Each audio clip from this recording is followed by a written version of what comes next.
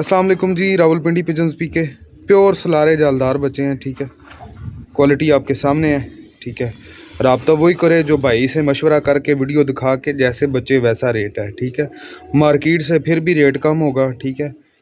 तो ये वो बच्चे हैं जो अपने लिए मैं रखता हूँ ना, बड़ा कुशाजो नाजर एक दो बच्चा, क्योंकि ना लोग रेट देते हैं, अपना ही मैं देता हूँ, ठीक है। मजबूरी भी हो सकती है किसी को भी।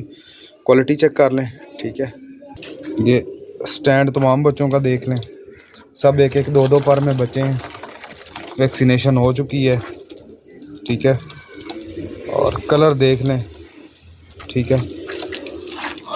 और काल वाले भाई को ज़्यादा प्रेफर किया जाएगा। सबके स्टैंड देख लें, अगर इनमें से भी एक बच्चा भी छोटी हड्डी छोटे जोड़ में छोटे मोरे में हुआ तो जो चोर की सज़ा